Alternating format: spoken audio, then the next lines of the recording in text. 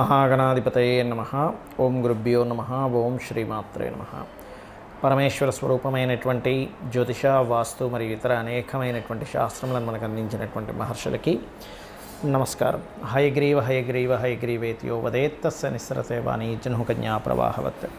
అరుణాం కరుణాతరంగితాక్షీం ధృతపాశాంకుశపుష్పపానచాపాం అనిమాదిభిరావృతాం మయూకైః అహమిత్యేవ విభావయే భవానీం. శ్రీమాత్రే నమః.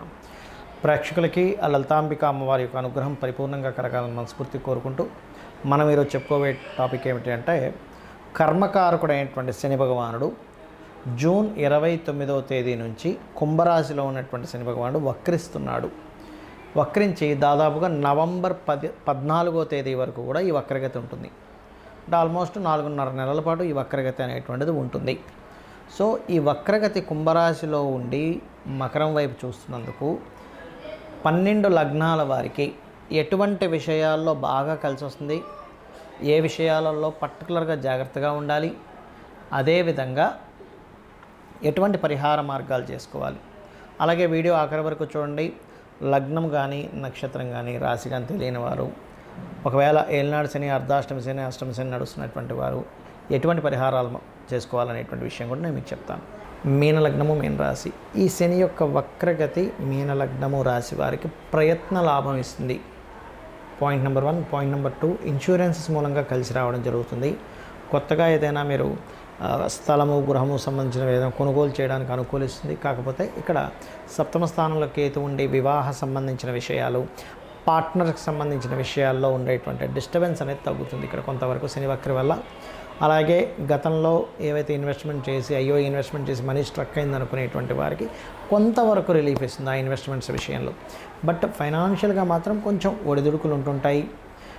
ఆ ఒడిదుడుకులు తగ్గాలంటే ఎక్కువగా ఓం లక్ష్మీ నరసింహస్వామి అని నమః చేసుకోండి, లేదా లలితాసహస్రనామాల్లో ఓం సంపత్కరీ సమారూఢ సింధుర వ్రజ సేవితాయ నమః, లేదా ఓం ధర్మాధ్యక్ష ధనాధ్యక్ష ధన ధాన్య వివర్ధిని నమః చేసుకోండి. అదేవిధంగా కొంత మీరు మనీ మ్యాటర్స్ ఇంట్లో కుటుంబ సభ్యుల్లో ఏదైనా అన్నదమ్ములకి లేకపోతే యువకులకి ఎవరికైనా బాగా యంగ్స్టర్స్కి మనీ ఇచ్చేటువంటి విషయంలో, వాళ్ళ దగ్గర డబ్బులు తీసుకునే విషయంలో కొంత జాగ్రత్తగా ఉండండి. ముఖ్యంగా అప్పులు, యువకులతో పాటు గవర్నమెంట్ ఎంప్లాయీస్కి అప్పులు ఇచ్చేటప్పుడు కాస్త జాగ్రత్తగా ఉండాలి ఈ సమయంలో పర్టికులర్గా. అదేవిధంగా ఉద్యోగ మార్పు కూడా చూపిస్తుంది. అందులో పర్టికులర్గా బ్యాంకింగ్ సెక్టార్స్లో ఉండేటువంటి వారు, అకౌంట్స్ రిలేటెడ్ రంగాల్లో ఉండేటువంటి వారు, స్కూల్స్, కాలేజ్ రంగాల్లో టీచర్స్కి కాస్త ఉద్యోగ మార్పు అనేటువంటి స్పష్టంగా గోచరిస్తుంది.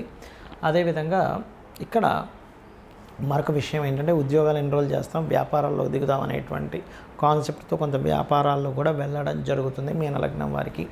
మరి వ్యాపారాలు బాగా కలిసి రావాలి, ఈ యొక్క శని యొక్క ప్రభావం నెగటివ్ తగ్గాలి అనుకుంటే మీరు చేయవలసినటువంటిది పర్టికులర్గా మీరు సుబ్రహ్మణ్యేశ్వర స్వామి, ఆంజనేయ స్వామి లేదా లక్ష్మీనరసింహస్వామి క్షేత్రాలకి లేదా దగ్గరలో ఉండేటువంటి ఆలయాలకు వెళ్ళండి. గోవుకి బెల్లం తినిపించండి.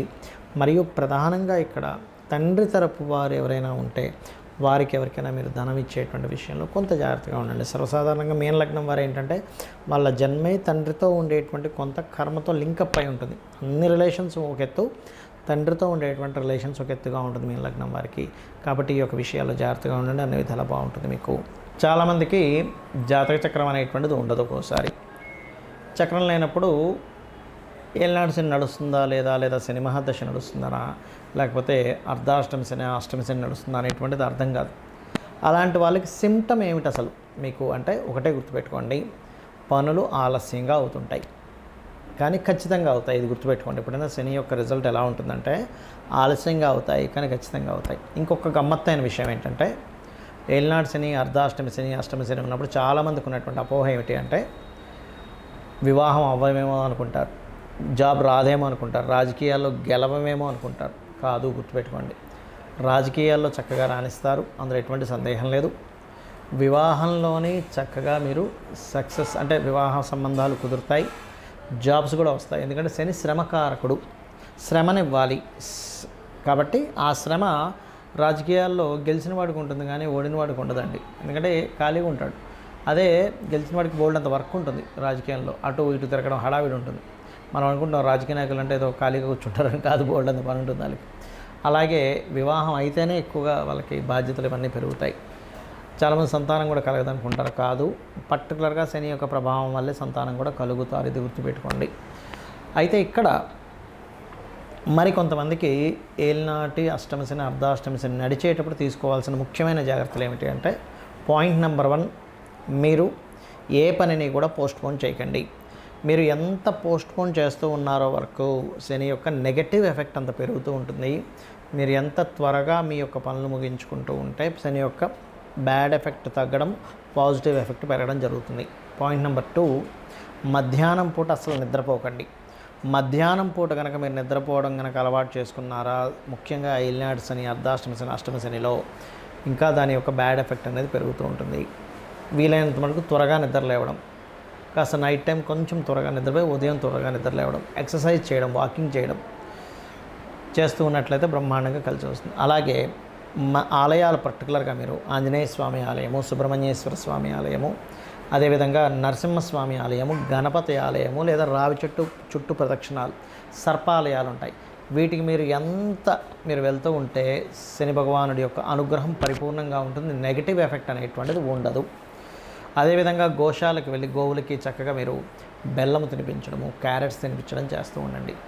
ఇక మరొక విషయం ఏంటంటే, బాగా ఎక్కువ ఎఫెక్ట్ ఉంది. ఒక పక్క కొంతమందికి ఎలా ఉంటుందంటే, శని మహర్దశ నడుస్తూ ఉంటుంది జన్మజాతకంలో, గోచారంలో ఏలినాటి శని కూడా వస్తుంది. అప్పుడు మరింత ఎక్కువ స్లో అవుతాయి. అలాంటప్పుడు ఖచ్చితంగా మీరు తెల్ల నువ్వులు, కేజీంబావు తెల్ల నువ్వులు, నీలం రంగు వస్త్రము తీసుకొని శనివారం నాడు లేదా బుధవారం నాడు లేదా శుక్రవారం నాడు, బట్ శనివారానికి ఫస్ట్ ప్రిఫరెన్స్ ఇవ్వండి. ఆ రోజు మీరు ఖచ్చితంగా మీకు దగ్గరలో ఉండేటువంటి ఆలయంలో ఉండే పురోహితుడికి సంకల్పం చెప్పి మరి దానం ఇవ్వండి. ఏలినాటి శని నడుస్తుందా, అష్టమ శని, శని మహర్దశ అని. అలాగే మరొక విషయం ఏంటంటే, శని ఎవరి మీద పగబట్టాడు. ఇది బాగా గుర్తుపెట్టుకోండి. శని పట్టింది, శనిలా తగిలాడు, ఇట్లాంటి మాటలు మాట్లాడదు, చాలా పెద్ద దోషం. ఎందుకంటే శని తన కర్మ తను చేసుకుంటూ వెళ్ళిపోతున్నాడు. మనకి ఏదైతే కర్మ ఉందో ఆయన అందిస్తూ వెళ్తుంటాడు. ఇది అర్థం చేసుకోవాలి. అంతేకాని నిందించడం వల్ల మరింత 100 రెట్లు ఎక్కువ దోషాన్ని మనం అనుభవిస్తాం శని భగవాను నిందించడం వల్ల. అలాగే మరొక విషయం ఏంటంటే, ఇక్కడ హోమాలకు ఎక్కువ అటెండ్ అవ్వండి. వీలైతే ఎక్కువ ప్రభావం ఉన్నవారు చండీ హోమం చేసుకుంటే ఖచ్చితంగా దాని ప్రభావం మీకు కనబడుతుంది, కళ్ళకట్టినట్టుగా పాజిటివ్గా.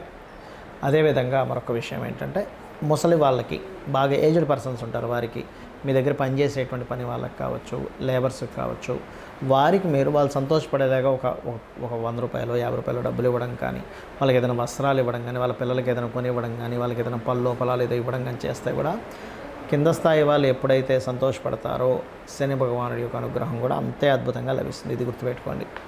ఇక మరొక విషయం ఏంటంటే, మీరు ఎట్టి పరిస్థితుల్లో కూడా సాటర్డేస్ మిస్ అవ్వకుండా టెంపుల్కి వెళ్ళండి. రోజు వెళ్తే ఇంకా మంచిది, బట్ శనివారం మాత్రం మిస్ అవ్వకూడదు. అందులో పర్టికులర్గా శని హోరలో వెళ్తే ఇంకా మంచి ఫలితాలు ఉంటాయి. ఇది మెయిన్గా గుర్తుపెట్టుకోండి. ఇక మంత్రం చూసుకున్నట్లయితే, లలితా సహస్రనామాల్లో శని యొక్క ప్రభావం తగ్గడానికి అద్భుతమైన మంత్రం ఉంది. ఏమిటా అద్భుతమైన మంత్రము అంటే, ఓం అనాకలిత సాదృశ్య చుబుకశ్రీ విరాజితాయై నమః. ఇది చేసుకోవచ్చు. ఆంజనేయ స్వామికి మంత్రం, ఒక అద్భుతమైన మంత్రం ఉంది. అదేమిటి అంటే, ఓం హరి మర్కటాయ నమః. అద్భుతమైన మంత్రం అండి. లేదా ఇంకొకటి కూడా చేసుకోవచ్చు. స్కంద ఉపాసకులు ఉంటే కనుక ఓం స్కందాయ నమః. అద్భుతంగా పనిచేస్తుంది. అన్ని విధాలా మీకు బాగుంటుంది. శ్రీమాత్రే నమః.